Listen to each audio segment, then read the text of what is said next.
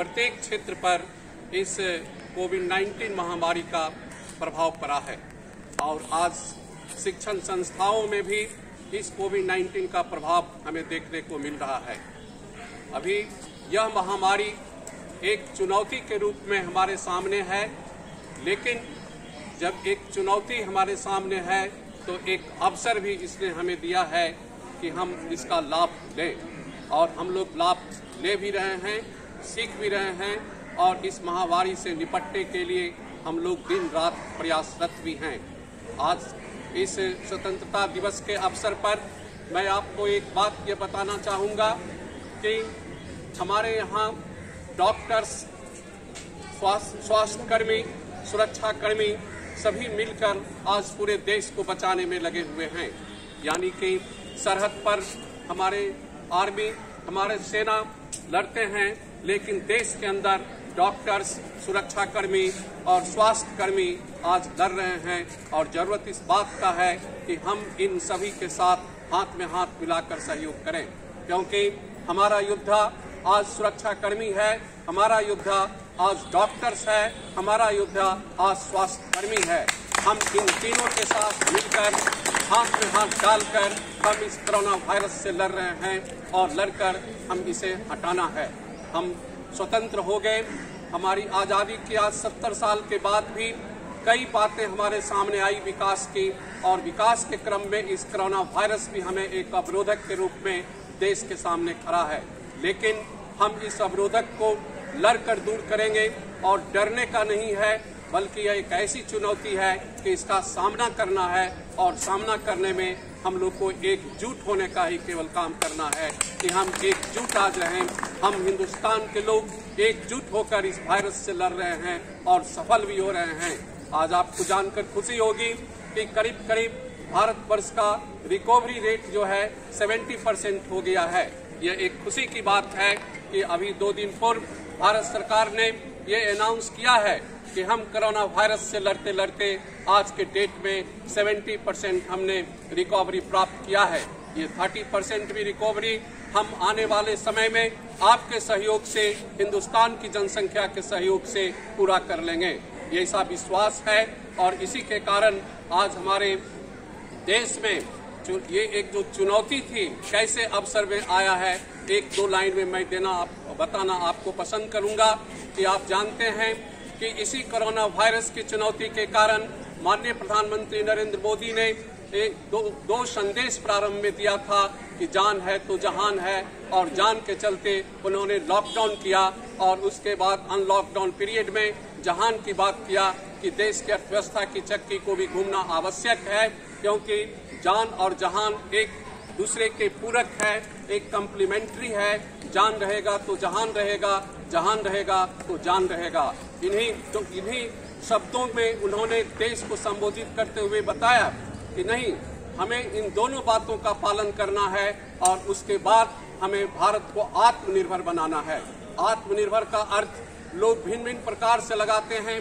आत्मनिर्भर का मतलब यह है कि कोरोना वायरस ने एक अवसर दिया है कि भारत जैसी अर्थव्यवस्था को आत्मनिर्भर बनना है। आत्मनिर्भर का अर्थ यह है कि हम आयातक देश नहीं रहें, हम एक निर्यातक देश बने। हम निर्यातक देश बनेंगे तो निश्चित तौर पर आत्मनिर्भर होगा, और इस कोरोना वायरस जैसे समस्या से हम निपट पाएंगे। आप देखिए कि 1947 के बाद 1951 प्रथम पंचवर्षीय योजना के बाद प्रत्येक सरकार ने ये प्रयास किया है कि हम गरीबी और बेरोजगारी को दूर करें और भारत को अर्थव्यवस्था का विकास करें। उसी क्रम में वर्तमान सरकार, केंद्रीय वर्तमान सरकार नरेंद्र मोदी ने आत्मनिर्भर जैसे मॉडल में ये कहने का प्रयास किया है कि हम अब लोकल को वोकल बनाएंगे, स्थानीय बाजार को महत्व देंगे, स्थानीय बाजार में खपत बनाएंगे, और इसी के द्वारा हम एक निर्यातक देश बनेंगे, जैसा कि चाइना ने वर्ल्ड का 2nd इकोनॉमी आज विश्व के मानचित्र पर बन गया है। आप जानते हैं कि चाइना भी 1978 से अपना विकास शुरू किया था, और आप भी ग्लोबलाइजेशन के इरा में 90-91 से अपने विकास का योजना प्रारंभ किया था।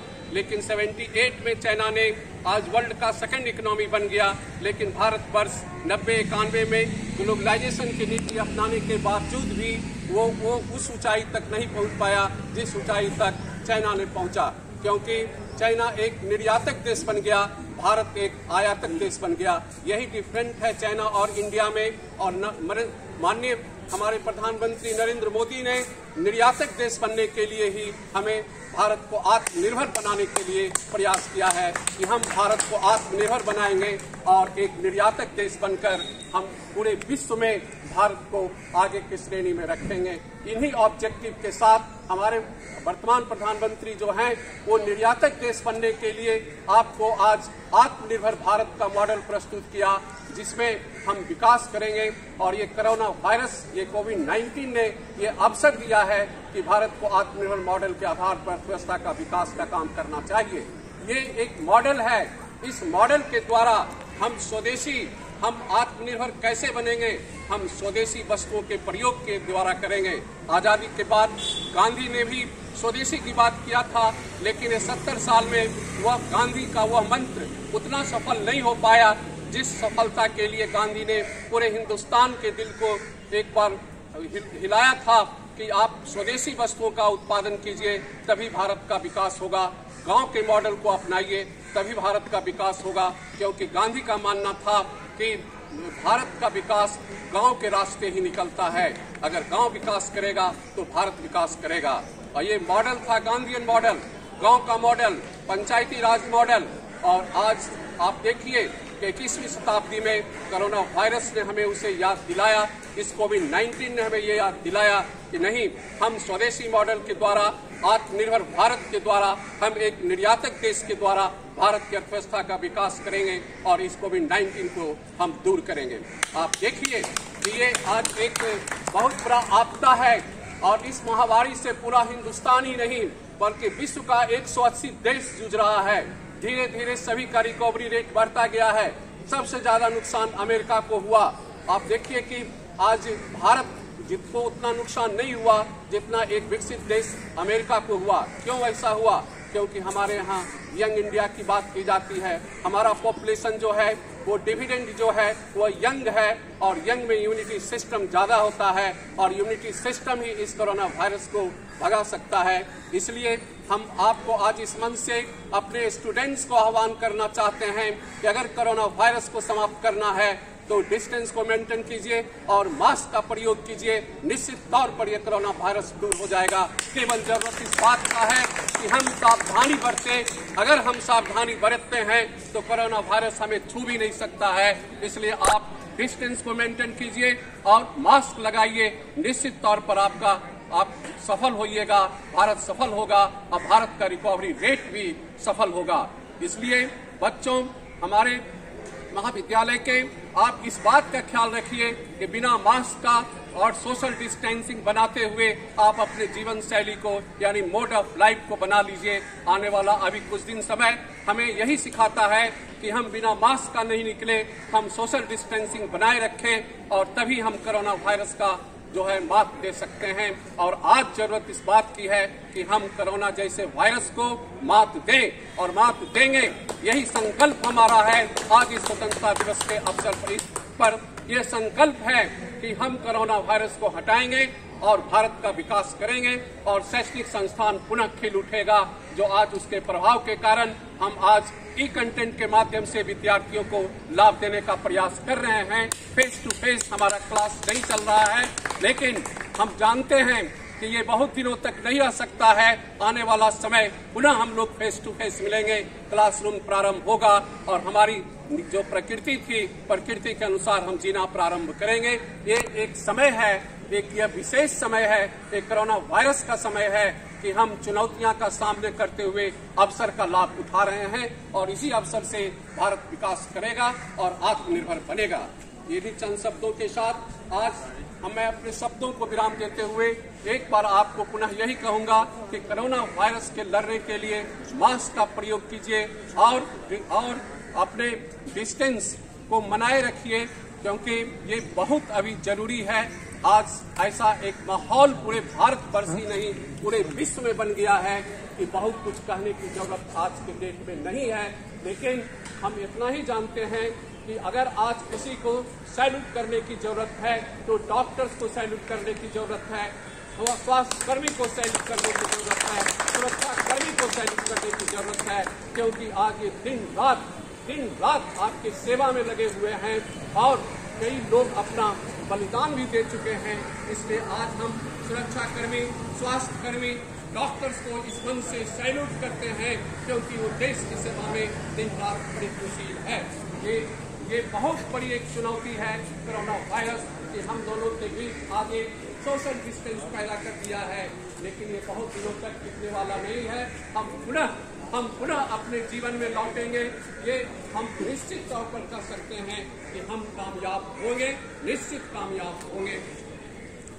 अब आज के दिन में जैसा प्रमोद बाबू ने बताया कॉलेज की उपलब्धियां, तो आज कोरोना वायरस के समय में कॉलेज की उपलब्धियां हम सभी लोग जानते हैं कि सभी शिक्षक, शिक्षकेतर कर्मचारी, छात्रगण सभी मिलकर हम इस महाविद्यालय के विकास के लिए काम कर रहे हैं। सबसे ज्यादा हमारा स्टेक होल्डर्स होता है स्टूडेंट्स को सफर नहीं करना चाहिए तो स्टूडेंट नहीं सफर करे, इसलिए जितनी शक्ति हो सकती है, जितनी सुविधा हो सकती है, हम ई कंटेंट के माध्यम से दिन रात उनका क्लास लेने का काम कर रहे हैं। वहाँ समय की बाध्यता नहीं है। सुबह 7 बजे से लेकर 9 बजे रात तक अभी ई कंटेंट्स के द्वारा विद्यार्थियों को, चाहे वो जनरल कोर्स हो, चाहे वो वोकेशनल कोर्स हो, सभी शिक्षक हमारे आज लगे हुए हैं कि हम अपने कोर्स को पूरा कर देंगे। कम से कम कोर्स को हम हानि नहीं होने देंगे इस कोरोना वायरस से। लेकिन जैसा भी होगा, जैसी यूजीसी की एडवाइजरी आएगी, बिहार सरकार की एडवाइजरी जैसी आएगी, उसका हम लोग पालन करेंगे और आगे का दिन का काम को करेंगे। इसलिए महाविद्यालय की उपलब्धियां आपके सामने है कि सारे शिक्षक, शिक्षकेतर कर्मचारी और छात्रगण सभी मिलकर, ये तीनों पिलर होता है किसी भी महाविद्यालय का, और हम सभी मिलकर एकजुट होकर आज महाविद्यालय के विकास में लगे हुए हैं। हमारे यहाँ एनसीसी का यूनिट, एनएसएस का यूनिट इस कोरोना वायरस में काफी काम किया है। मैंने देखा है कि कितना ये लोग परिश्रम से पीड़ितों को मदद किया है। एनसीसी कैडेट सभी जगह गए हैं, एनएसएस के वॉलंटियर सभी जगह गए हैं और अपनी सीमा में वो मदद करने का कोशिश किए हैं, क्योंकि आज जरूरत है कि हाथ से हाथ बटाकर लोगों को सहयोग करें।